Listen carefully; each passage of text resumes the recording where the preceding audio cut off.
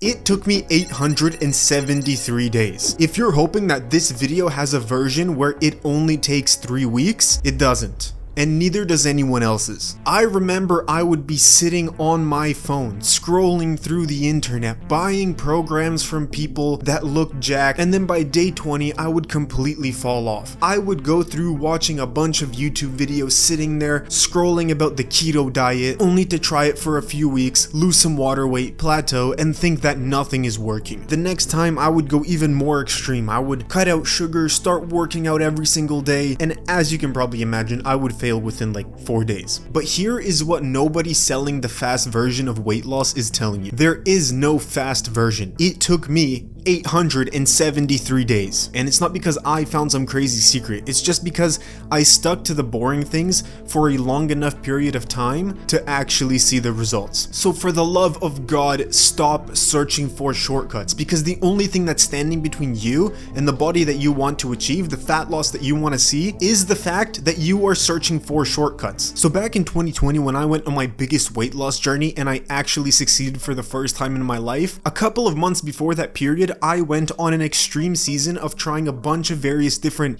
diet hacks, diet shortcuts that people were promoting and telling me that I was going to get absolutely shredded with. I was trying various detox diets, I was cutting out sugar, not eating sugar, which, mind you, it could work for some people, but it didn't work for me. I would be trying a bunch of various different non-sustainable diets, personally for me, like keto, like vegan. I actually went vegan at a certain point. Are you kidding me? I could never do this again. I was trying various 30-day programs. Oh, get abs in 7 days. And my friend, when I tell you that I got absolutely nowhere, I probably gained more weight in that period of time than I actually lost. And the reason why shortcuts don't work in fat loss, the reason why most of these crash diets don't work, is because they're trying to fix the wrong underlying issue. They are trying to fix the end result instead of the habits that got you the end result. Another way of looking at this would be you hitting yourself with the hammer on the hand every day, and instead of stopping the hammer hitting, you just put more and more bandages on your hand. You're band-aiding the problem instead of fixing the real thing that's causing the pain and the bruising. Now, when I say that you have to stop taking shortcuts, what does this actually mean? There are two paths to dieting: the shortcuts and the lifelong habits. A lot of people will give you unsustainable hacks, which are these shortcuts, and promise that you are going to lose weight. Now, what a lot of these hacks actually do is allow you to lose a bunch of water weight, a bunch of bloat within a couple of weeks, but they never actually get you to sustainably lose fat over the span of months and years, which is what actually makes the big difference. Now, lifestyle changes are the complete opposite of this.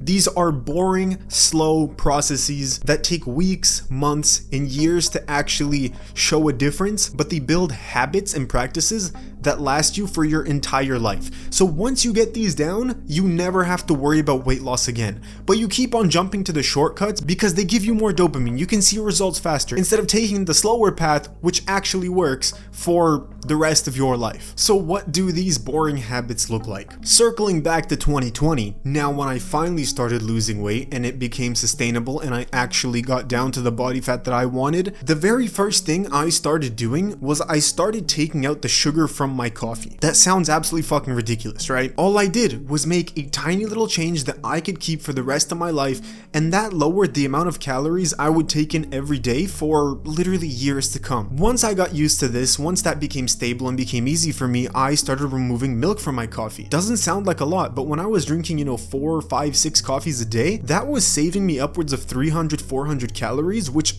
already puts you into like a pretty solid deficit. You would be losing around a pound per week with that type of calorie drop. As this dietary change became easy, I started adding in some light exercise throughout the day. I started lifting weights. I've always loved lifting weights, and that doesn't necessarily mean that you have to copy my type of exercise, but it means that you should probably find some way to get yourself moving. Whether that's getting 5,000 steps a day and then progressing that up to 10,000, find something that you could do every single day for the rest of your life instead of trying to find what's the most most optimal. It just happens that I love weightlifting, I love doing cardio in the gym, I like combat sports, so that's what I chose. If you like playing tennis and you could play tennis for an hour every single day or 30 minutes for the rest of your life, if you can get in 10,000 steps per day every single day for the rest of your life, then you have to do that. And the only way you're gonna find what type of exercise method that you love and you could sustainably do is frankly by trying all of them. It sucks. Yeah, it's gonna take maybe a couple of weeks or a couple of months to figure out what you love to do, but hey, I mean, I didn't promise you fast results. I promised you results that actually last. Over time, I started reading more books. You see, there's a bunch of fucking books down there on diet, on discipline, on mental framework, how to be more aware of my emotions. All of these things are slow. They take weeks and months, but the more you learn about yourself, the more you learn about your own psychology and nutrition, the easier it is going to be for you to understand how to actually keep the weight off. Now, if you want to put this into practice and you're ready to actually change your life, I want you to take one action step right now. One action step today. I want you to write down